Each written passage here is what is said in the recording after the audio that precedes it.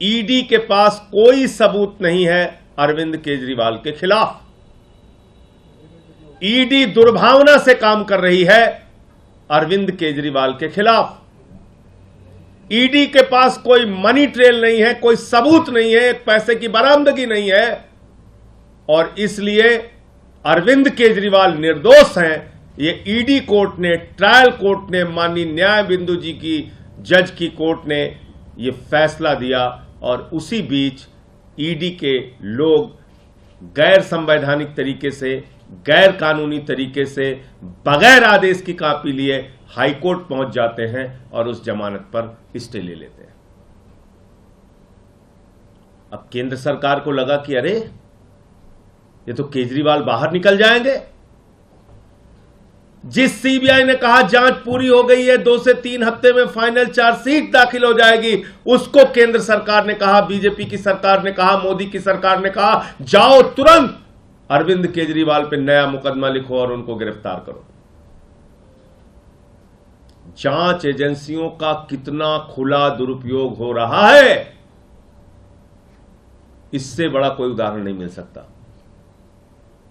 तुरंत पहुंच गई सीबीआई जेल, 3 घंटे तक वहां पूछताछ किया, दूसरे दिन कोर्ट में हाजिर करा लिया, फिर उनकी गिरफ्तारी कर ली, फिर उनकी 3 दिन पुलिस रिमांड ले ली सीबीआई ने, और 3 दिन के बाद आके कह दिया साहब अब जांच नहीं करनी, इनको जुडिशियल कस्टडी में भेज दीजिए। आपने मजाक बना रखा है न्यायालयों का, मजाक बना रखा है कानून व्यवस्था का, मजाक बना रखा है इस देश के संविधान का।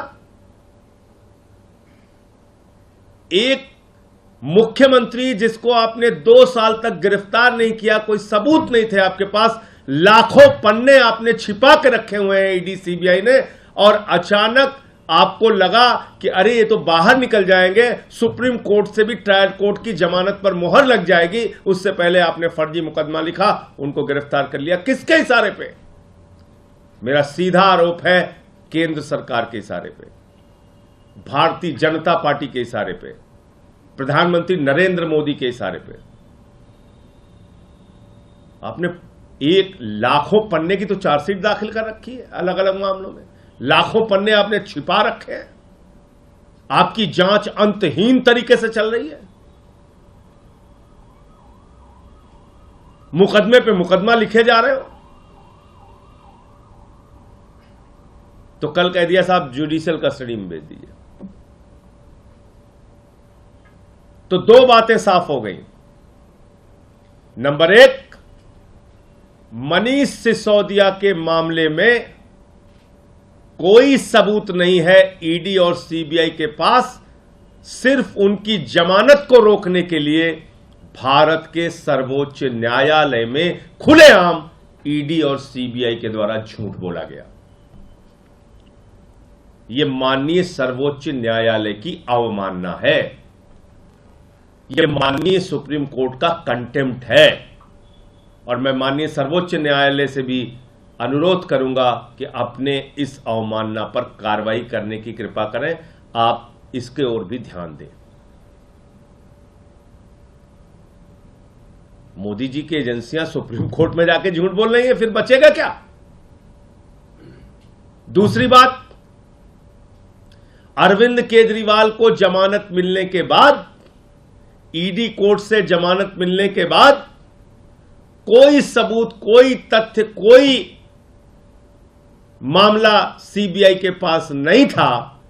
बावजूद इसके राजनीतिक द्वेष और दुर्भावना के कारण अरविंद केजरीवाल को सीबीआई ने गिरफ्तार कर लिया और उनको पहले पुलिस रिमांड में लिया, 3 दिन की पुलिस रिमांड के बाद जुडिशियल कस्टडी में ले लिया, भेज दिया।